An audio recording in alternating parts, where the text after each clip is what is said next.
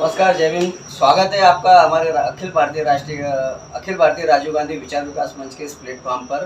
Rajiv Gandhi social media पर मैं आप सबका स्वागत करता हूँ और स्वागत है विनोद गाड़े जी, अम्बेडकरवादी रिपब्लिकन पार्टी के महाराष्ट्र कार्याध्यक्ष और बहुत ही झुंझार कार्यकर्ता और एक्टिव कार्यकर्ता, डैशिंग कार्यकर्ता, सोशल मीडिया पर एक्टिव रहने वाले 24 घंटे ऐसे कार्यकर्ता की और ऐसे व्यक्ति की आपकी पहचान है। सोशल मीडिया पर आप कैसे लगाना, ये आपसे बेहतर तो मैं नहीं जान सकता, आपसे बेहतर और कोई नहीं जान सकता। ठीक है, स्वागत है विनोद जी। जी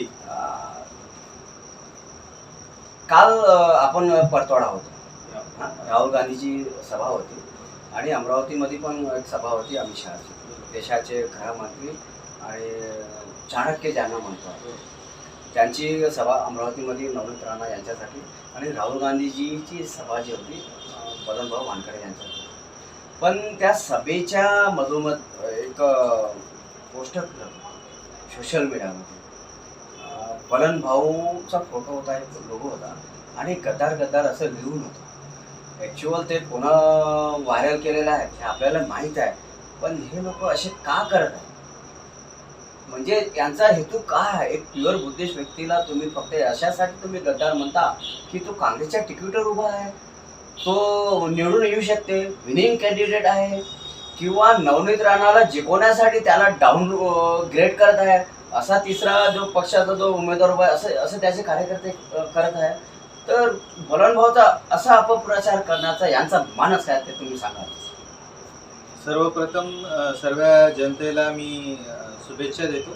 येणाऱ्या लोकसभेला उद्या इलेक्शन आहे, सर्वांनी आपल्या बुद्धीने आणि मनातील उमेदवाराला निवडून द्यावं। तर राजूजी, आपल्याला माहिती आहे की अमरावती मधलं जे राजकारण आहे ते काही मोजक्या नेत्यांच्या अवतीभोवती फिरत आहे।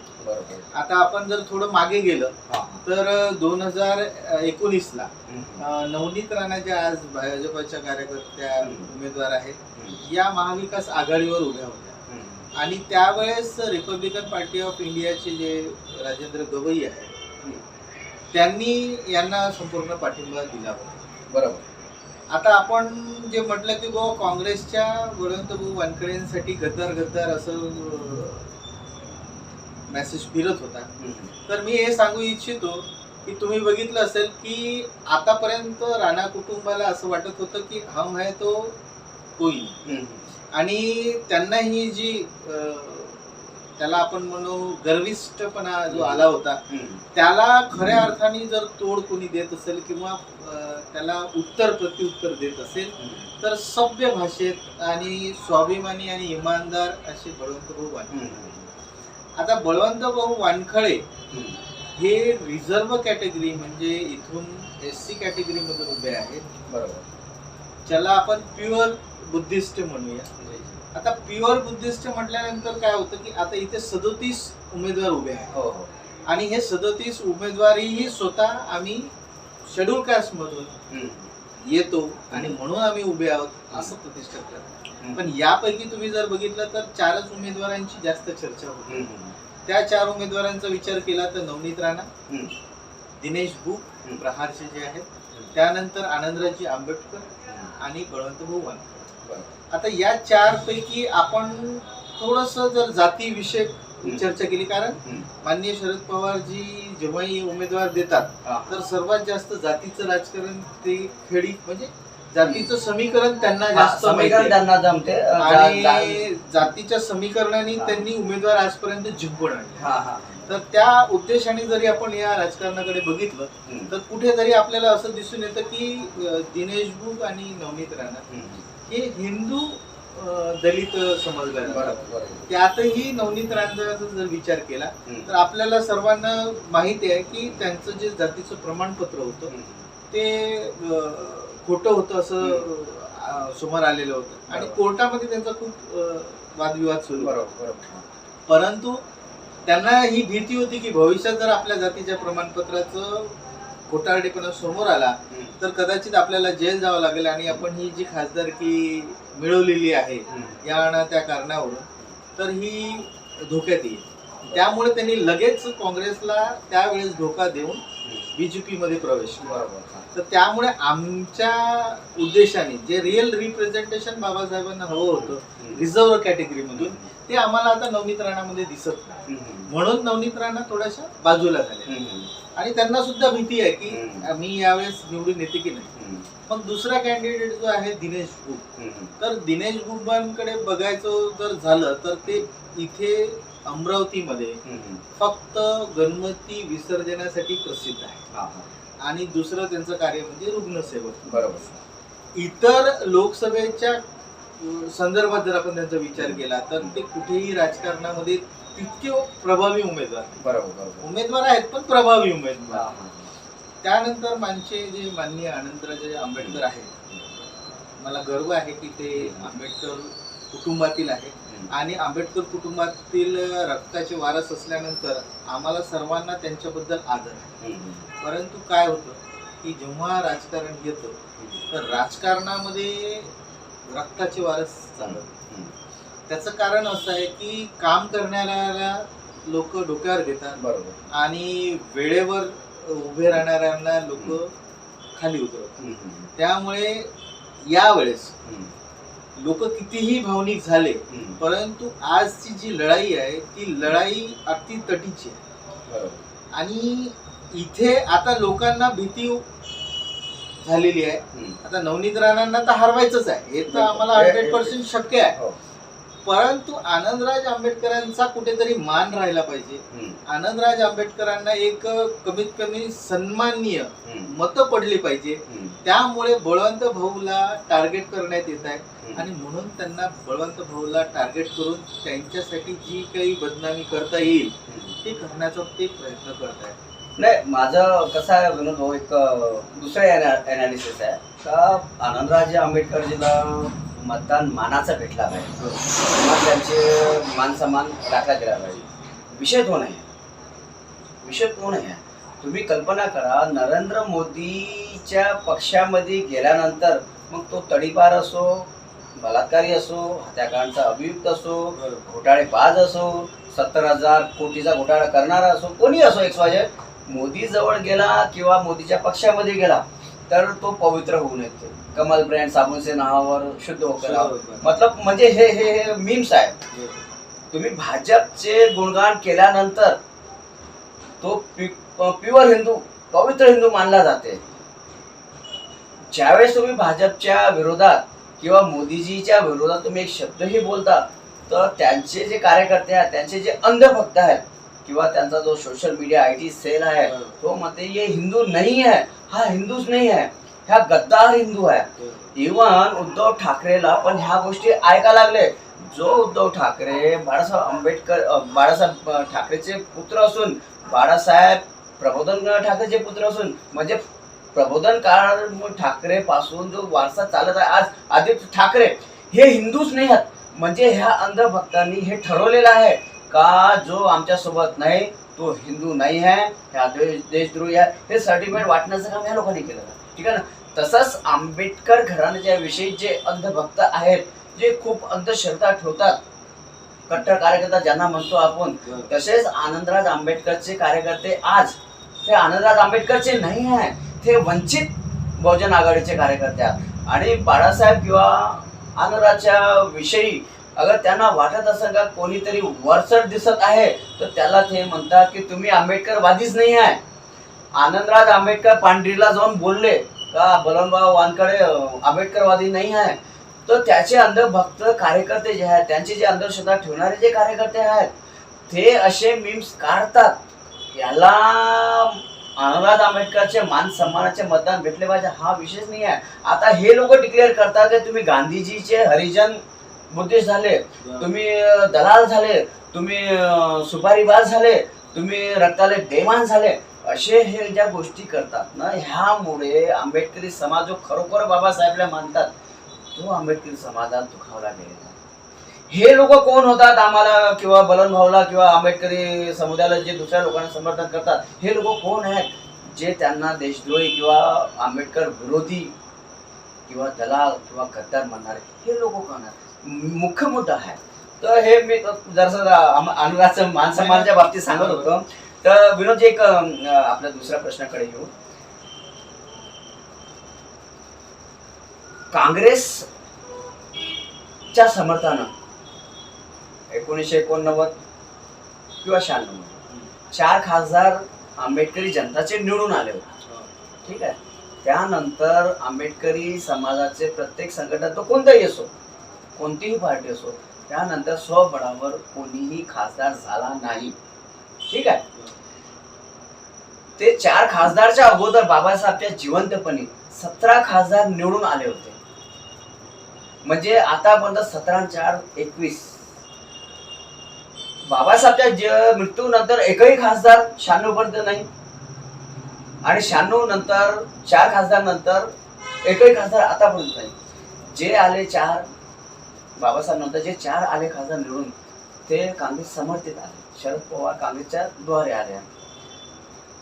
आंबेडकरी समुदायाचे जे काही स्वयंभू जे नेते आहेत, जे मोठमोठे पार्ट्या आहेत, ते जे म्हणतात चळवळ, आंबेडकरवाद, यांच्यामध्ये हे का बरं एक खासदार निवडून आणू शकत नाही?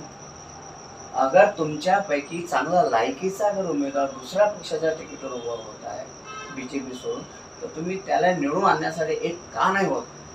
हा प्रश्न तुमच्यासाठी पण आहे आणि तुमच्याद्वारे अनुराग आंबेडकरला पण आहे आणि बाळासाहेब आंबेडकरला पण आहे. कारण की यांच्यावर आमची भिस्त आहे समाजाची आणि हे भिस्त जे आहे एका भिंतीच्या रूपाने हे पायदळी तोडत आहे आणि तोडून टाकत आहे, जमीन दोष करत आहे.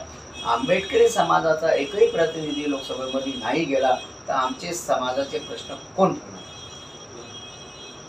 तर राजूजी असं आहे की डॉक्टर बाबासाहेब आंबेडकरांनी आपल्या जीवनामध्ये अथक प्रयत्न केले आणि बाबासाहेब हे परिवर्तनशील, बरोबर.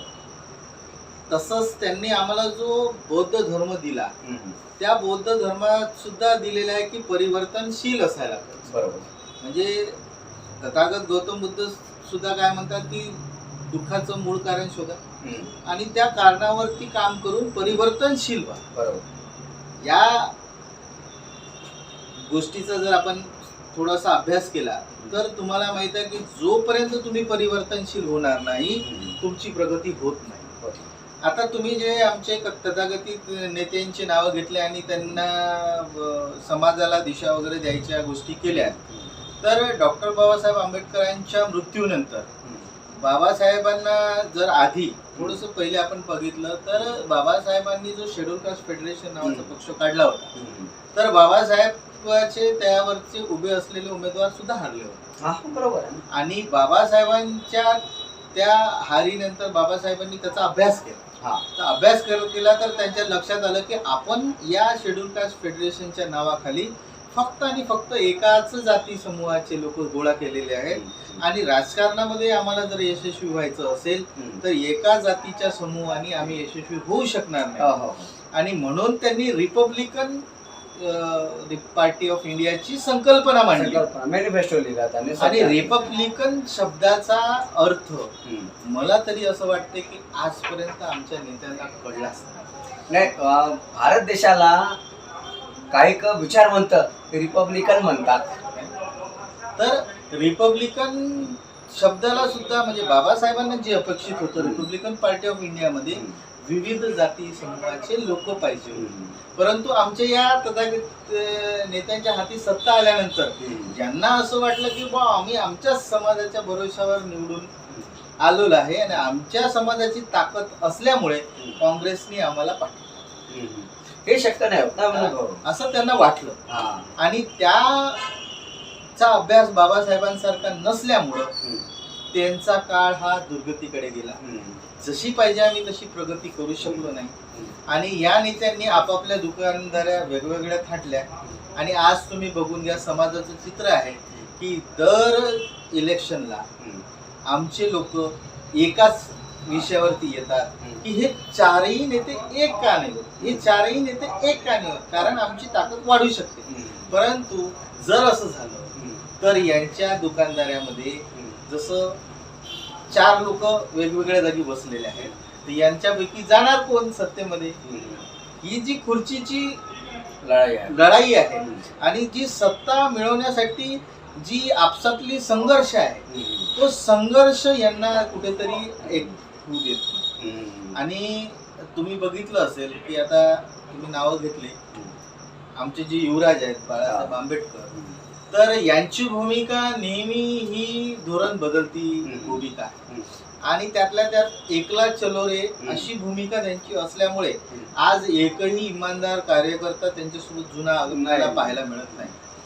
त्यानंतर बाबासाहेबांची जी संकल्पना मधून त्यांनी भारतीय रिपब्लिकन महासंघ असा एक पक्ष काढला होता, भारी बहुजन महासंघ, त्याला सुद्धा त्यांनी आता बंद केलं आणि वंचित नावाने, म्हणजे समाजाला वंचितच करून ठेवलं ना, पक्षाचे नाव वंचित आणि समाज वंचित. तर आम्हाला असं त्या वंचित शब्दाने असं कुठेतरी वाटते की हे संविधान विरोधी शब्द आहे. कारण बाबासाहेबांनी संविधानाच्या मार्गाने आम्हाला खूप साऱ्या सुविधा उपलब्ध करून दिल्या. आज आम्ही चांगले कपडे घालतो, चांगलं खायला आम्हाला मिळतं, आम्हाला चांगले घरं आहेत राहायला, आम्ही कोणत्या गोष्टीपासून वंचित नाही. त्यानंतर बाबासाहेबांनी जे म्हटलं होतं की जा तुमच्या घराच्या दारावरती लिहून ठेवा की तुम्हाला सत्तेमध्ये यायचं आहे किंवा शासनकर्ती जमात बनायचं.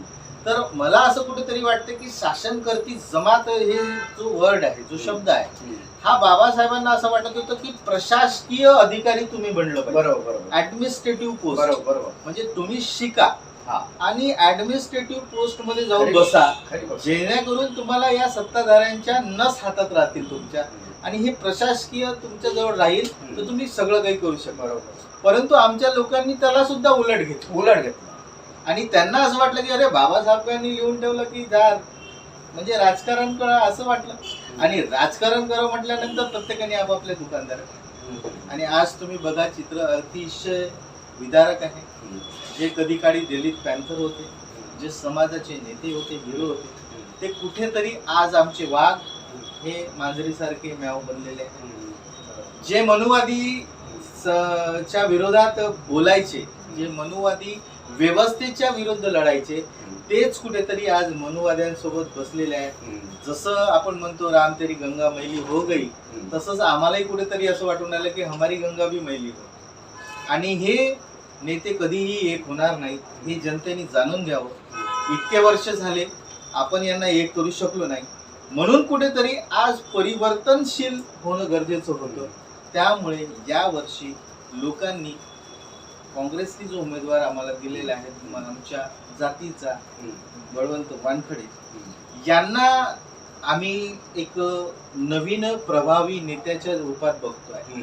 आणि आम्हाला असं कुठेतरी आशा दिसून आली की या चारही नेत्यांना बाजूला करून एक उभरतं नेतृत्व, एक सभ्य इमानदार नेतृत्व, ज्यांनी सुद्धा रिपब्लिकन चळवळ पाहिलेली आहे, अशा नेतृत्वाला समोर जावं आणि त्यांच्या लिडरशिप मध्ये नवीन परिवर्तनशील रिपब्लिकन चळवळ चालवावी असं मला वाटतं. त्यामुळे आम्ही त्यांच्यासोबत. विनोदजी, कसं आहे तुम्हाला सांगतो मी, बाळासाहेब आंबेडकरची आता वय होत आहे, ठीक आहे. आनंदरावजी त्यांचे पण वय झाले साधारण. राजरत्न आंबेडकर हे राजकारणात कमी, ब्रिटिश महासभामध्ये जास्त इन्व्हॉल्व आहे.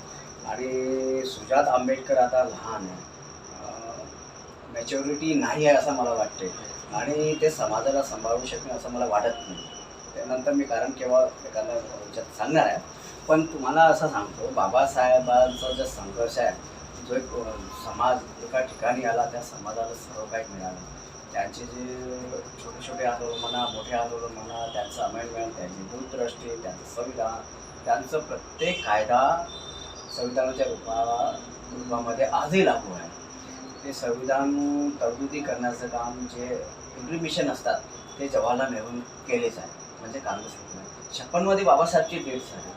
56 नंतर जो आंबेडकरी चळवळ ज्याला आपण म्हणतो, एक मुवमेंट ज्याला म्हणतो, असंख्य नेते आले आणि येऊन गेले, पण तो प्रभाव त्यांचा पडला नाही समाज मनावर. आज समाज मनावर जो प्रभाव पडणार होता किंवा पडला थोडा काही किंचित काळामध्ये, जोगेंद्रजी कवाडे झाले, रामदास आठवले झाले, बाळासाहेब झाले, आर.एस. गवई साहेब झाले, दादासाहेब. तर हे दादासाहेब आज हयात नाही आहे. त्यांच्या मुलांना समाज सांभाळता येते असं मला वाटत नाही, राजेंद्र गवई, ठीक आहे.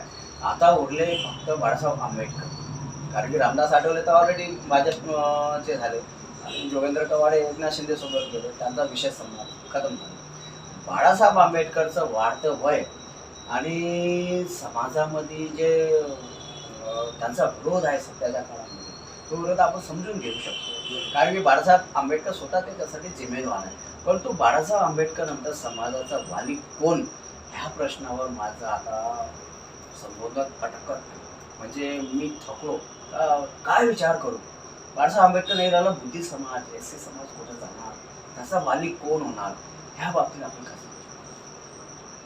तुमचा प्रश्न अतिशय योग्य आहे. कारण आता आम्ही बाळासाहेब आंबेडकर हे बाबासाहेबांचे वंशज असल्यामुळे आम्ही भावनिक जोडले. पण बाबासाहेबांना रक्ताच्या वारसापेक्षा विचारांच्या वारसांची गरज होती. आणि बाबासाहेबांनी म्हटलं होतं की माझ्या मताचे फक्त 5च लोक मला पाहिजे. परंतु खंत अशी आहे की आम्ही ते 5ही एका मताचे लोक जोडू शकलो नाही. आणि तुम्ही जो प्रश्न केला की याच्यानंतर चळवळीचं काय, तर याला मी सगळ्यात जास्त दोष जर कोणाला देत असेल तर तो आमचे प्रस्थापित नेते.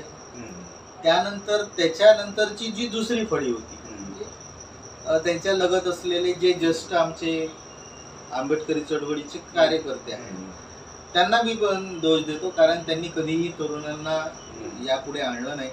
संभाजी ब्रिगेड सारख्या ज्या प्रबोधनकार संस्था आहेत, त्यांनी आपल्या संस्थेमध्ये, संघटनेमध्ये तरुण पोरं तयार केले, वक्ते तयार केले, वक्तृत्व स्पर्धा घेतल्या.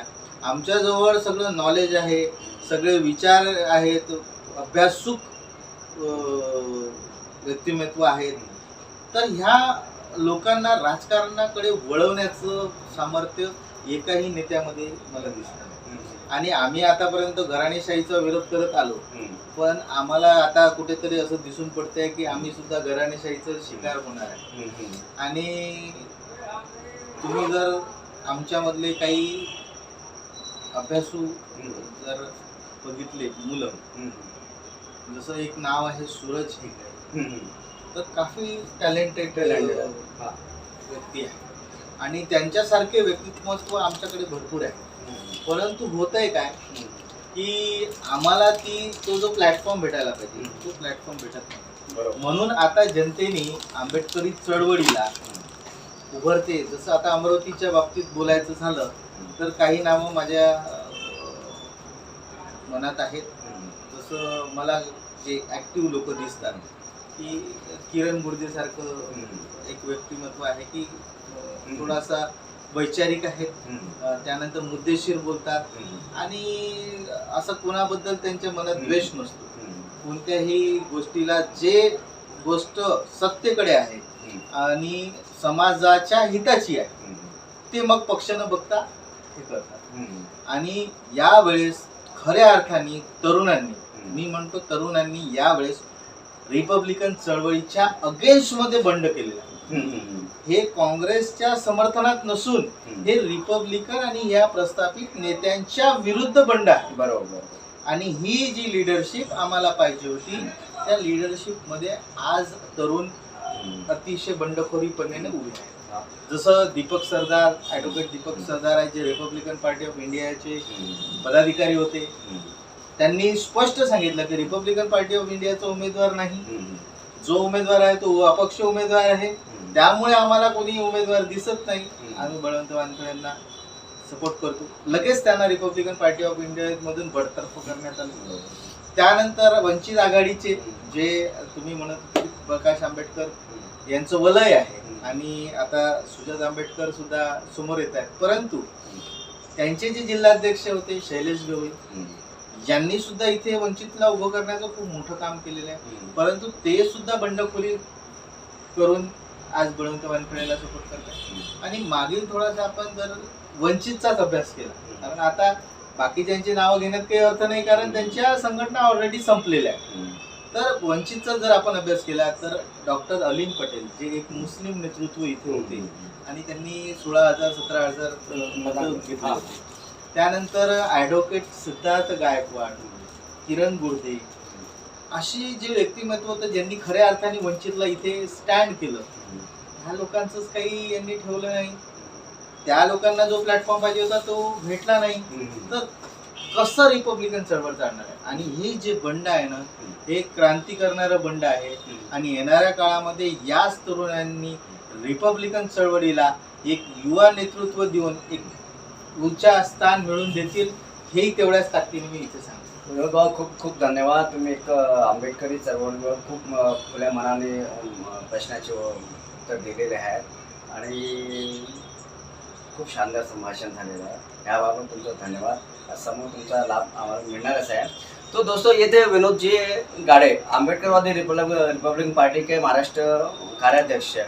दोस्तों, इन्होंने एक मैंने एक प्रश्न पूछा था कि महाराष्ट्र में बाबा साहब आम्बेडकर के बाद में दलितों का वाली कौन, यानी रखवाला कौन रहेगा, उनकी मूवमेंट चलाने वाला कौन सा व्यक्ति है, ऐसा जब मैंने प्रश्न पूछा, उन्होंने बहुत सारी बातें बताई. उसमें एक्चुअल क्या होगा, मैं जो महाराष्ट्र की बात नहीं बताऊंगा, लेकिन मैं अमरावती की बात जरूर बताना चाहूँगा. सिर्फ 2 मिनट लूँगा. अमरावती में जो अभी पिछले 5 साल के जितने भी आंदोलन हुए होंगे, जितने भी मूवमेंट्स है, जितने भी निवेदन है, जितने भी मोर्चे होंगे, जितने भी भूख हड़ताल है और जितने भी अन्याय के विरोध में लड़ने वाले जो सामने आए हुए हैं, ये अमरावती की नई पीढ़ी के यंग जनरेशन के लोग हैं. उसमें राजेश वानखेड़े का नाम ले सकते हैं आप, उसमें मनीष साठे का नाम ले सकते हैं आप, उसमें रितेश तेलमुरे का नाम ले सकते हैं, उसमें मनोज इंगड़े का नाम ले सकते हैं, उसमें शैलेश गवी का नाम ले सकते हैं, उसमें एडवोकेट दीपक सरदार का नाम ले सकते हैं, उसमें किरण गुर्दे का नाम ले सकते हैं, उसमें विनोद गाड़े का भी नाम ले सकते हैं. इन लोगों ने हर समय में, महिलाओं में भी शीतल गजबी है, बहुत सारे सुनीता राय बोले, मुझे मीनाताई नागदेवी है, वैशाली काड़े मैडम वगैरह है, बहुत सारे लोग हैं. उधर मुस्लिम एरिया में पत्रकार रफीक पत्रकार के नाम से एक बहुत अच्छा युवा चेहरा सामने आ रहा है. वहीद खान बढ़िया व्यक्तिमत्व आ गया है. यानी यंग जनरेशन जो अभी आम्बेडकरी विचारधारा पर चलते हुए जो मूवमेंट खड़ी कर रहे हैं, मुझे नहीं लगता कि बाबा साहब अम्बेडकर को अभी किसी बात का डर होगा कि मेरे बाद में आम्बेडकरी मूवमेंट का क्या होगा. क्योंकि अमरावती में इन लोगों ने जो पिछले 5 साल से जो मूवमेंट खड़ी करके रखी हुई है, हर अन्याय के विरोध में खड़े होने का जो इनका जो ताकत है, शक्ति है, इस शक्ति की वजह से मुझे लगता है कि आम्बेडकरी मूवमेंट आगे भी जारी रहेंगी. लेकिन इस 2024 के अमरावती लोकसभा में एक प्रकार जो हुआ है, वो इन जो मैंने अभी नाम लिया इन जनरेशन का, उनकी मानसिकता को ठेस पहुंचाने वाले, वक्तव्य वंचित वाले या अम्बेडकरवादी सेना वाले उम्मीदवार हैं, उनके कार्यकर्ता कर रहे हैं. तो मैं उससे रिक्वेस्ट करता हूँ, आप चुनाव लड़ो. चुनाव में आरोप प्रत्यारोप होते रहते हैं, लेकिन जो अमरावती का जो यंग जनरेशन तैयार हो रहा है, भविष्य की जो पीढ़ी तैयार हो रही है अम्बेडकर की विचारधारा को चलाने के लिए, उसको आप मानसिक रीत्या उसे नीचे गिराने की कोशिश ना करें. उन्हें गद्दार, उन्हें खच्चीकरण न करें. नहीं, उन्हें गद्दार कहने की कोशिश ना करे, उन्हें आम्बेडकरवादी नहीं है वो कहने की कोशिश ना करे, उन्हें कांग्रेस का हरिजन बुद्धिस्ट कहने की कोशिश ना करे. क्योंकि वो लोग भी प्योर बुद्धिस्ट में आते हैं, भगवान बुद्ध को फॉलो करते हैं, आम्बेडकर फुले शाहू के विचारों को फॉलो करते हैं. आपको भी वंचित करके आए, वो चले जाएंगे अकोला में, आम्बेडकर आनंद राज चले जाएंगे मुंबई में, लेकिन यहाँ अमरावती में जब भी कुछ अन्याय होगा तो वो लोग नहीं आएंगे. यही लोग होंगे यंग जनरेशन. और ऑफकोर्स मैं भी साथ में हूँ अखिल भारतीय राजीव गांधी विचार विकास मंच की ओर से, और मेरा भी और हमारी पूरे संगठन का जो मानस है पूरे देश लेवल पर अम्बेडकर मूवमेंट को लेकर आगे चलना है. हालांकि हमारा दृष्टिकोण अलग है. हमें कांग्रेस और बाबा साहब अम्बेडकर में जो झगड़ा है वो मिटाने की कोशिश कर रहा हूँ. जो बाबा साहब अम्बेडकर गांधी के बीच में जो जहर बोया गया है उस समय में, तथाकथित आरएसएस हिंदू महासभा वगैरह वगैरह जितने भी लोग होंगे या रिपब्लिक मूवमेंट के पुराने नेताओं द्वारा जो झगड़े लगाए हैं, उसको हटाने का काम हमारी संगठन कर ही रही है. आपसे सौहार्द बनाए रखे और इस लोकसभा चुनाव को प्रेम पूर्वक कल मतदान होने दीजिए. ये गद्दार शब्द हो गए, दलाल शब्द हो गए, कुछ भी हो, पैसों का लेन देन, सुपारीबाज, ये शब्द निकालना मतलब आपको कल भविष्य में साथ में रहना है.